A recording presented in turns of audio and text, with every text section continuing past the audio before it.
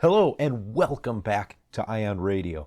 I'm Ken, and today we are starting up the 5th This Is Madness series here on the channel. That's right, it's March, so it's time to pull out those brackets. This year we've added to the madness by forcing 300-point lists, and you're not allowed to have a commander.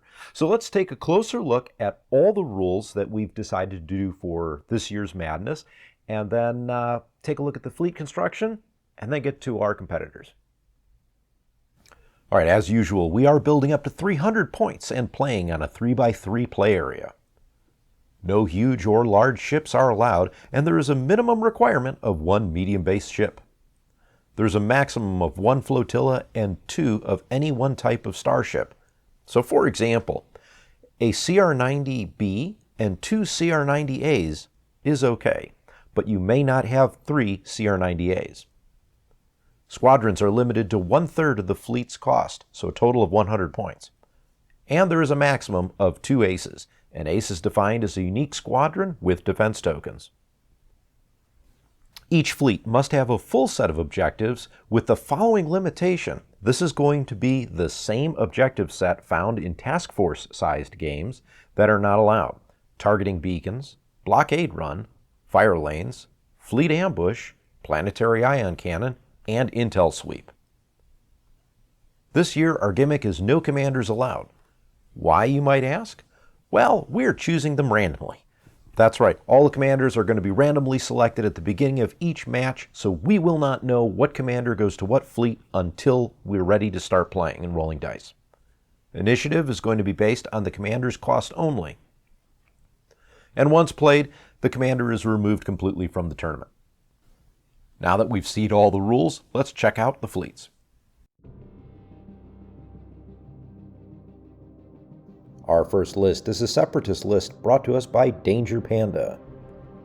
The Flagship is a Providence dreadnought with Rune Hakao, ordnance experts, B-2 rocket troopers, external racks, linked turbolaser towers, DBY-827 heavy turbolasers, the Invincible title, and thermal shields. Second ship is a munificent star frigate with teaks, thermal shields, and linked turbolaser towers. Rounding out the ships is a flotilla of Gozanti cruisers. 4 squadrons. Wat Tambor leads the charge with 3 Vulture droid fighter squadrons.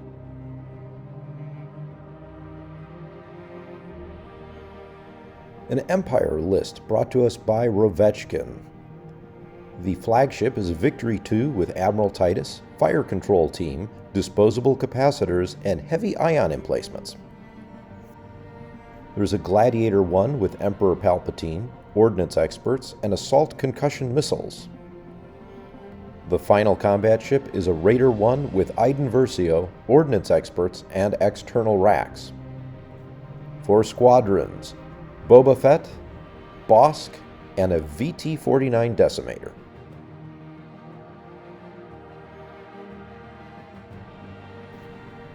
Bjorn has made a Rebel list. The Flagship is a Providence carrier with Captain Rex, Ray Antilles, Jyn Erso, ordnance experts, flak guns, nav team, and auxiliary shields team. There's a Hammerhead scout corvette with Tornfar, flight controllers, boosted comms, slave turrets, and the Gorell's honor title.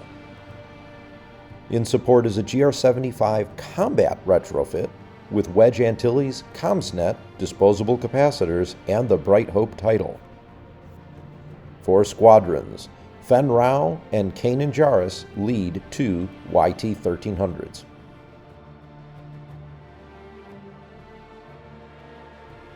James Blackburn has put together our Sol Republic list.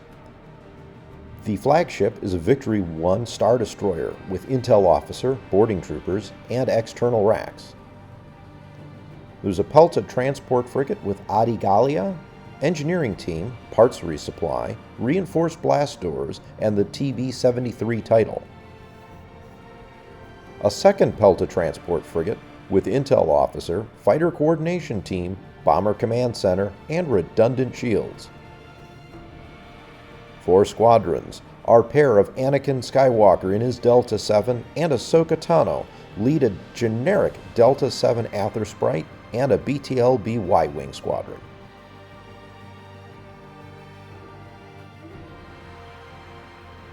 We have a separatist fleet brought to us by Jeff O.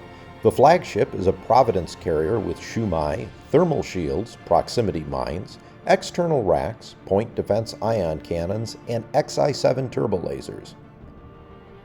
The first of 2 hard cell battle refits has proximity mines, linked turbo laser towers, and the Foreman's Labor title. The second hard cell battle refit has proximity mines and linked turbo laser towers.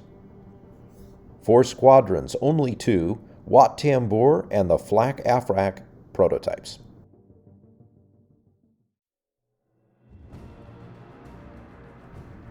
An Empire list brought to us by RedSpec 01, 2 ships. The Flagship is an interdictor combat refit with wing commander, fighter coordination team, boosted comms, targeting scrambler, heavy ion emplacements, and the interdictor title. The second ship is a Victory 2 with flight commander, flight controllers, boosted comms, and the Corruptor title.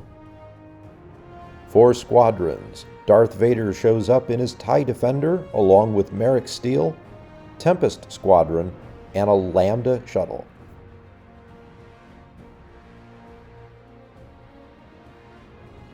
A Rebel list brought to us by EdHC.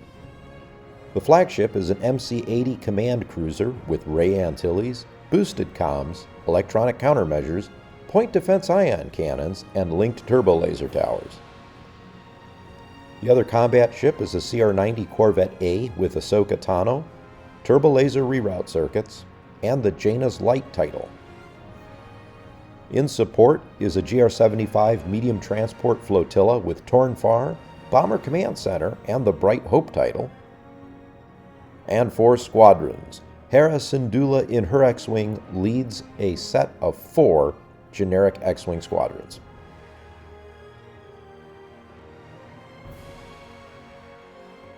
Brock Smith brings us an Empire fleet.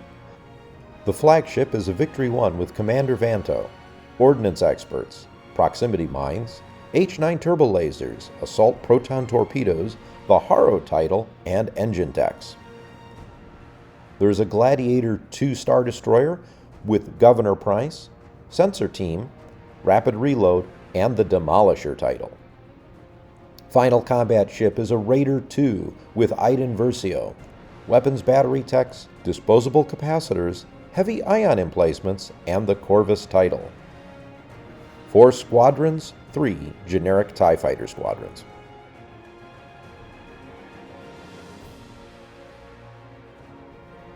Another Empire fleet made by Darth Damien. The Flagship is an Imperial 2 Star Destroyer with Governor Price, gunnery team, electronic countermeasures, point defense ion cannons, and the XI-7 turbo lasers. There's a Gladiator 1 with Commander Beck, ordnance experts, engine techs, external racks, and the Demolisher title. In support is a flotilla of Gazanti cruisers with CommsNet and boosted comms. And 4 squadrons, Sienna Ray and Vault Scaris.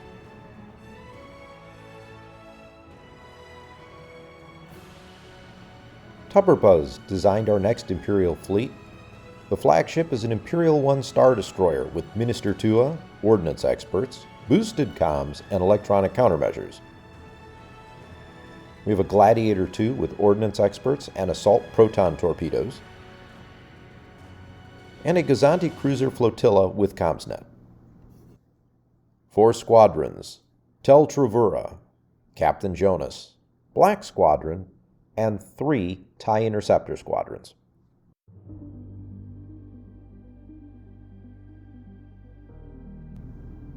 Mike P. brings us our next Imperial list. The Flagship is an interdictor suppression refit with Captain Brunson, projection experts, disposable capacitors, targeting scrambler, grav shift reroute, point defense ion cannons, and the interdictor title. The first Architon's light cruiser has expert shield tech, link turbo laser towers, and the Hand of Justice title. The second Architon's light cruiser has expert shield tech and link turbo laser towers. For Squadrons, Darth Vader appears in his TIE Defender with Tel Truvura.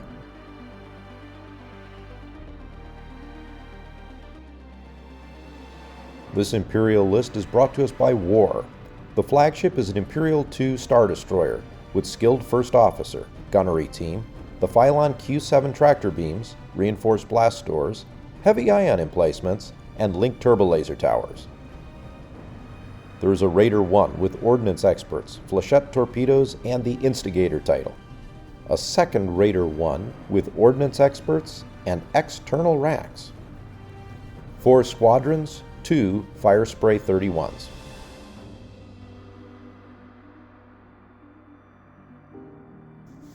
This is an Imperial fleet brought to us by Downsize It.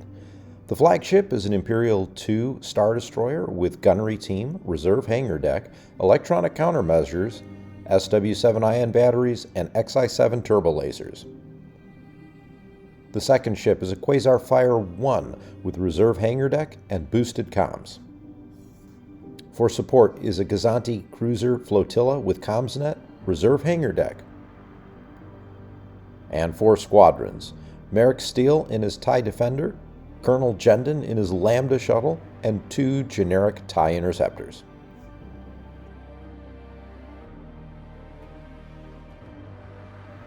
A Rebel fleet brought to us by Wusiji Doctor. The Flagship is an MC-30C torpedo frigate with ordnance experts, external racks, H9 turbo lasers, and the Foresight title. There are 2 identically equipped CR90 Corvette A's.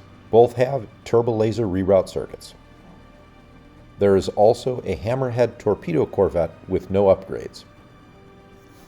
4 Squadrons, Lando Calrissian leads the charge with Ketsu Onyo, a YT-2400, and Rogue Squadron.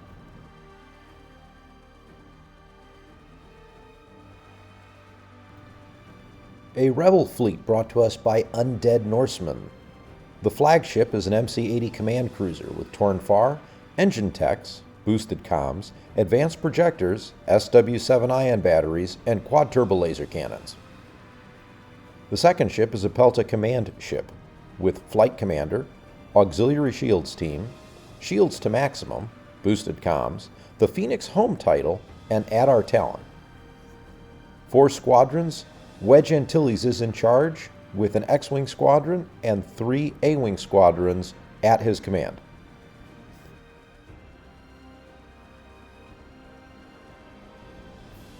Robo-Rich 00A16 brings us a Rebel fleet. The Flagship is an MC-80 battle cruiser with gunnery team, auxiliary shields team, linked turbo laser towers. There's a Pelta command ship with boosted comms, and a CR90 Corvette A with turbo laser reroute circuits. 4 Squadrons, the pair of Dutch Vander and Wedge Antilles, along with 2 generic E-Wing squadrons. Okay, there are our 16 fleets for Madness 2025. Those with a keen eye will notice that there's one fleet in there that missed one of the requirements, and that's Wusiji Doctor's fleet has broken a rule. It does not include a medium-base ship. However, we allowed it. Why, you might ask? It's Madness. Plus, we kind of noticed this right before the matchup, and we thought it'd be an interesting matchup for you guys to see anyways, so stay tuned. I believe that's our second or third matchup. So again, as last year, the fleets are randomly seeded. There's no power levels or anything thrown in here, so it could be mismatched fleets or 2 that are identical in a single battle. There's also a possibility to have mismatched commanders, where you just have commanders that don't work with a fleet. That is just what it is, because, again, it's Madness. Let's take a look at the bracket we have.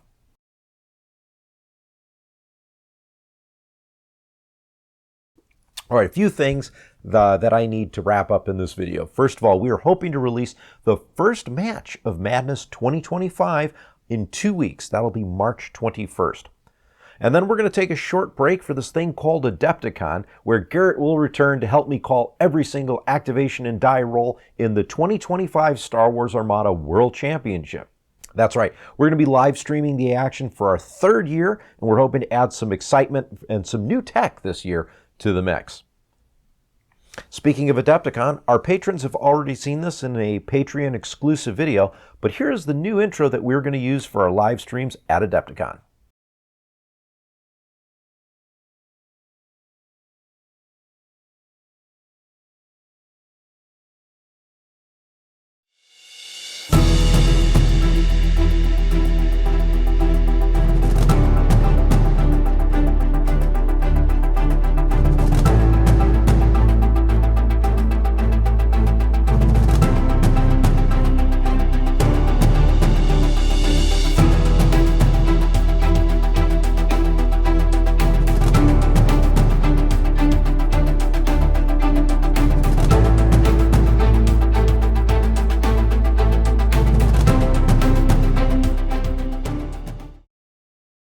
All right, time for a quick shout out to Admiral Tater. Not only has he been a great partner for the channel, he provides us with all of our acrylics that you see in virtually every single one of our videos.